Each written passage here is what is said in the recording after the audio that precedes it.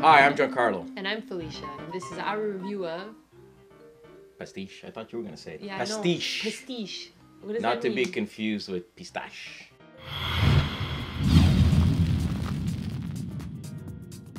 In Pastiche, players are artists who combine and trade colors they need to recreate some of the world's masterpieces. In the box, you'll find 34 commission cards, 2 works from 17 different artists, 132 palette cards depicting colors and shades, 54 palette hexes, the 3 hex starting piece, 4 player reference cards, 1 game board, and the rulebook. Here's how to set up the game. Place the 3 hex starting piece in the middle of the table. Place the game board on one side and stack the palette cards face up on their respective spaces. Deal a green, violet, orange, and brown palette card to each player.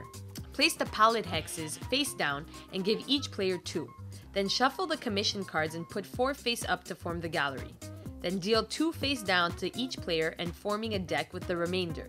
You are now ready to paint. Here's how each sequence works. In the placing a hex phase, the player will place one of his hex piece such that one side touches at least one other side from the hexes on the board. Then you have the choice of getting the primary color in the center of your hex played, a choice if you have 2 color, or creating palette cards by mixing the adjacent dabs together. Refer to the reference cards to see which palette cards you get by mixing those said color. Note that you can mix 3 dabs, and if you place it just right, you can get a primary color on top of the other palette cards you'll receive. Placing a hex is very important and strategic. Place a tile carelessly and the next player will take advantage of it.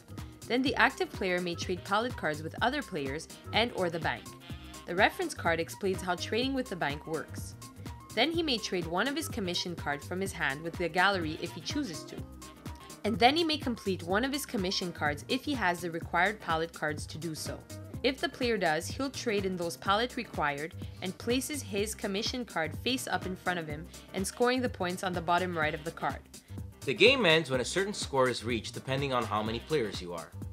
The game ends immediately and the final scores are determined by adding the total points of completed commissions, the total points of palette cards in a player's hands which can be used to complete remaining commission cards in his hand, and bonus points for completing 2 commissions by the same artist.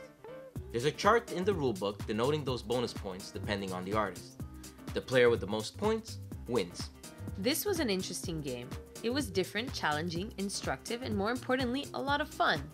A lot of strategy is involved in the game, from foiling your opponent's chances at getting the colors they need, trading in the right palette cards at the right time, trading in your commission cards with galleries, and placing your hex tile to maximize its benefits without giving too much away to the next player.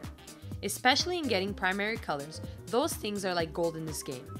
The quality is top-notch, the rulebook is concise with great diagrams and examples, and the art, well, the art is from none other than the world's best. 17 different artists, including Da Vinci and Van Gogh to name a few. The game does take a lot of room though, and we strongly suggest you play on a big table. And you might get a little loopy trying to figure out which and how to get the palette cards you need to finish the commission from either your hand or the ones accessible to all players in the gallery. But that's part of the fun, and why not learn a little bit more culture while doing it?